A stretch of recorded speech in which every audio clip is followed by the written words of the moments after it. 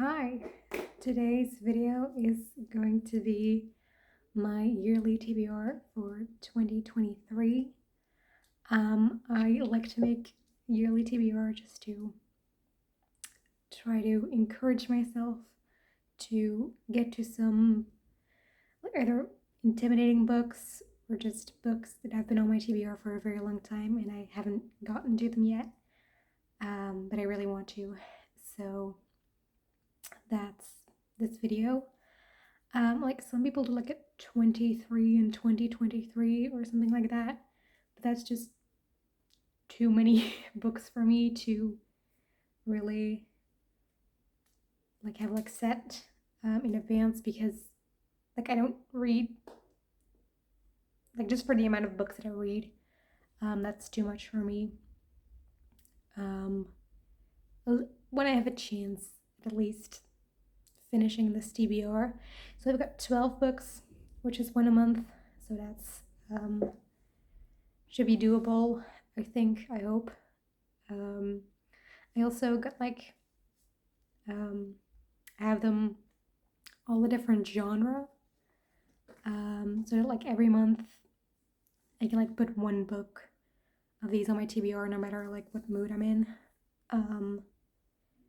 because I do read quite a few genres. This was hard at some point because like there were some genres that I do read but don't read a ton of, so it was like, which is like one I want to set myself that I want to read, versus like others just narrowing it down to one was hard. So I kind of cheated for fantasy, which is my most read genre, because like I was listing the genres and I could only get to like 11, and like everyone that I could think of was kind of like a subcategory of something else. So I decided to split fantasy into adult and YA, and pick one for each. So that's what I've done. I cheat a little there. Also for thriller, it was hard to find, so I cheat a little bit there as well. But you'll see that when we dive into it. I'll go in no particular order, it's just the order of them written down here. So the first is a thriller. As I already said, I kind of cheated here because I don't love thrillers. I want to like thrillers, I really do, but I just never end up really loving them. They usually end up being fine. So I kind of want to force myself to really read one, if I'm not in the mood for it. So I went to like, what's the next best thing? And I do like some detective murder mystery type thingies. So I had one which is like quite a dark one from what I've heard. So I thought, you know what, this one has like thriller potential too. So I guess I'll just pick that one. And that is Eeny, Meeny by MJ Arlidge, which is the first one in the Helen Grace series. And it's about like these people get kidnapped, always two people at the same time, and then one of them is like they're both handed a gun and basically they're told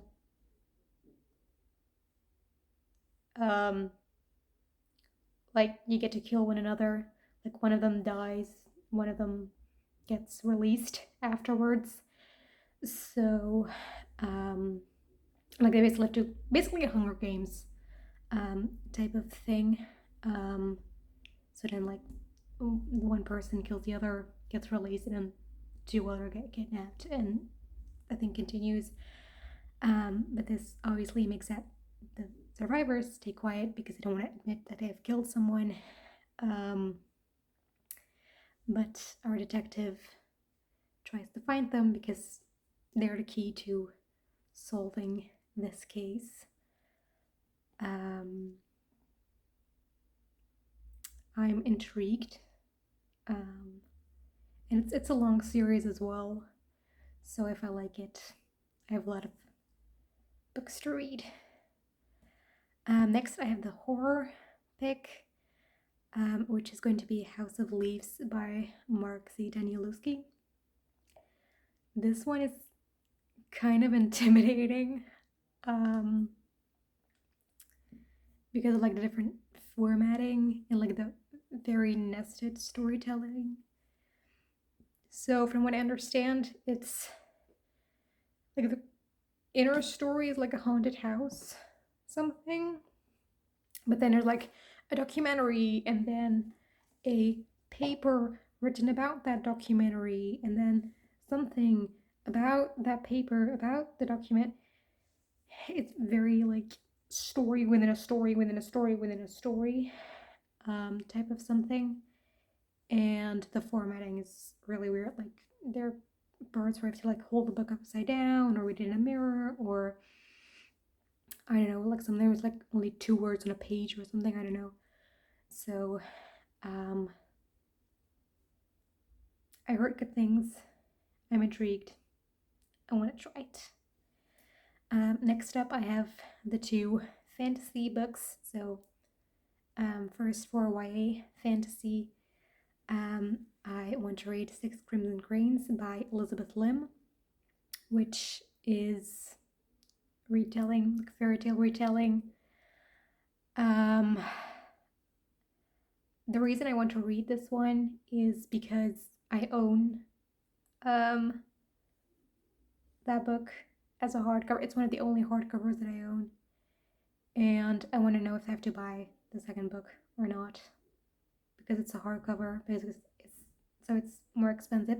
Like if it was a paperback, I could,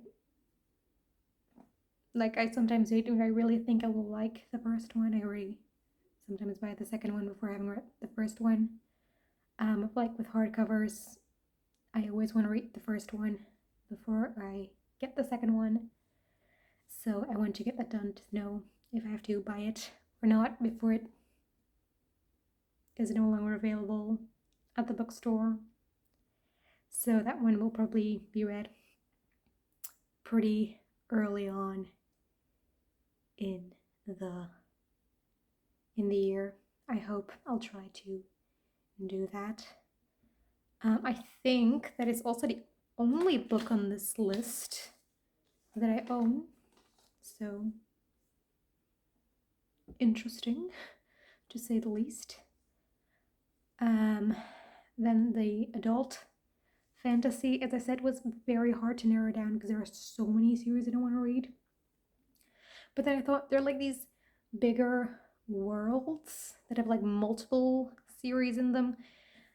There are a couple I don't want to start, and so I decided to pick like a bigger world and not just one series for this one. But then I still had like a hard time picking because I mean I also want to get to the Cosmere, like start the Cosmere. I also would like to start the Realm of the Elderlings, stuff like that. So picking one was kind of hard, but I had to tell myself that just because it's not on this list doesn't mean I can't read it in the year. So I got over myself and I picked The First Law World by Joe Abercrombie, starting with The Blade itself. I heard it's very like character driven and slow, and the first one doesn't even like have a plot really. It's grimdark fantasy. I heard there's a character called Glokta who is a torturer or something. That's all I know. I don't know if I like grimdark fantasy. I've never tried it before. So we'll see. But I'm gonna give it a try in the new year. Next up, I have sci-fi. And for sci-fi, I picked Anathem by Neal Stephenson. I am quite intimidated by this one because I heard it's like a kind of like sciencey. I mean, it's sci-fi, so obviously sciencey, but like the science is there, and also like philosophy as well. Um, so I'm gonna give it a try. I, I think it was about like these monasteries where people like doing inventions and stuff, and then some of them open their doors and show what they've come up with every year, and then some every 10 years, some every 100 years, and some every 1,000 years. So like whenever the ones that like 100 or 1,000 years, that's always a huge event because they've had like a lot of time to come up with a lot of cool stuff. Versus like the ones that are every year, it's only like one year they had to invent things. And I think that the book takes place when like all of like in a year where all of them open their doors. So and then we get some interesting inventions and stuff. So I don't know. I'm kind of scared, but also excited. I'm excited about all of these. I keep saying the same thing. Sorry. Then I have mystery. And since I've already picked like a detective one for thriller, I told myself that I can pick like a true detective book here. So I went with the Thursday Murder Club by Richard Osman. Like, what I mean is just like, it's not their job to investigate these type of things. This one is more like cozy, I think. And I heard a lot of British humor. It's about a group of old people who solve murders together. It sounds adorable and funny and just a good time. Then I have a romance. And it was like kind of hard to pick one there because I like to go into my books not knowing too much. As you may have gathered, I'm very bad at giving synopses before I start a book. But like I know what they're about when I add them to my TBR, but then I forget. I remember books that I have read pretty well, but books that I haven't read, like I don't remember synopses or anything. Unless they're like super popular and they're everywhere. And so you hear the synopses a lot, but like most of them I don't remember. And because I'm not as much on like the romance side of booktube, I don't always know whether books are like considered romance or women's fiction. I enjoy both, but I know that people get real mad when women's fiction is called romance. So I wanted to avoid that. So I also wanted to use the opportunity because I don't read as much historical romance as I would want to put historical romance on here to kind of push myself to pick it up. But then I have to pick one that I knew for sure was a romance. So like the only one I was 100% sure about was like the Bridgerton series by Julia Quinn, which was very popular. So I put that one in here, like the first book, just the Duke and I. Obviously, like with the Netflix show, it got also very popular amongst people who don't read. I've heard there's like some kind of problematic elements in it. But I get we'll just have to ignore them. I hope they're not too prevalent. But yeah, let's give it a try. Um, then I have women's fiction, and again, I wasn't sure which one are considered women's fiction and which one are romance. I have one that I think is not a romance, but I could be wrong. If you know, correct me in the comments. But I would like to start the Virgin River series by Robyn Carr. I don't know from the top of my head what book is the first book. But this is an extremely long series. I haven't looked it up, but I remember seeing like book 22 a while ago, so like it's very long. But I want to try it and see if I like it, because it's quite popular outside of BookTube. I don't follow a lot of people who read women's fiction on BookTube, so I don't know about here, but like outside of the bookternet, it's a very popular series, at least where I live. So I want to see what the hype is about. For contemporary, I decided to pick like a hard-hitting contemporary because I already have romance and women's fiction, which are more like the lighthearted side of contemporary. So here I had the more like hard-hitting ones. And for that, I chose Monday Is Not Coming by Tiffany D Jackson, which mostly because like I didn't have an audiobook on here yet. Like the other ones, my library has them, but it doesn't have them on audio. This one they do, so that was one of the reasons. I heard really good things. It's about a girl whose best friend goes missing, but no one seems to care.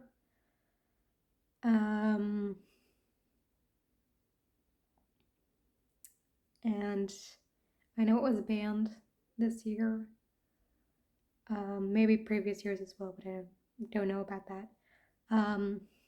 When it was banned in some places in the US because reasons. But yeah, I'm intrigued. And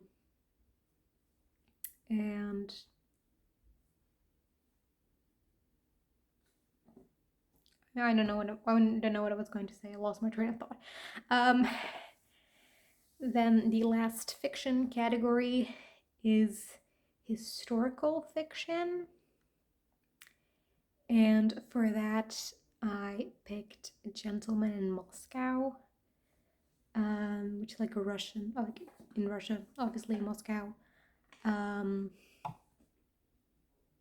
actually don't know what it's about. I believe it was a movie as well.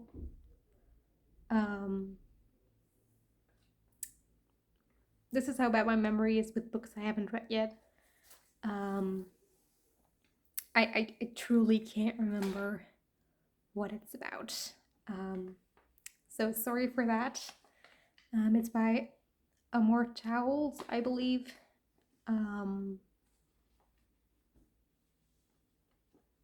It's on the list. And then the 12th and final book on his list is a non-fiction, and that is The Power of Women, A Doctor's Journey of Hope and Healing by Denis Mukwege, who is a Congolese doctor who runs a hospital that specializes in like women's care, because in this region there is a war going on for the past 30 years. Like it's the biggest conflict globally since World War II. And not enough people know that it's actually exists, I feel. Which is a whole other conversation. But a lot of women are attacked in this war, and not as in like women's rights are taken away, but as in literally like enemy soldiers will come to people's houses and literally attack the women there as a type of psychological warfare. And I remember watching a documentary about it, which was extremely hard to watch. And then Denis Mukwege, this doctor, was in there as well in his hospital. Was a big focus of on that documentary. So then I said there's a book as well, like he wrote a book. So I want to read it. This will be a very tough read, I think. Like, I mean, if I remember from the documentary, it's like literally every trigger warning ever. But I think it's quite important to be aware of these things.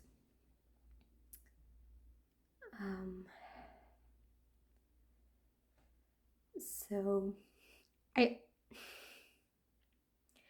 can't say I'm looking forward to it because like it won't be an enjoyable read at all. It will be very hard. But I think it'll be very impactful.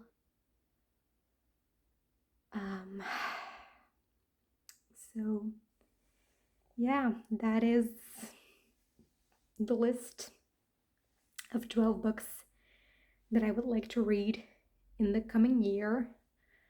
I will try to make a conscious effort to put one of these books on my TBR every single month. And then we'll see if I get to complete this TBR. I'm gonna try my best. Let me know if you've read any of these books. Like, hype me up for them for the coming year. And that's the video. I will see you again later. Bye.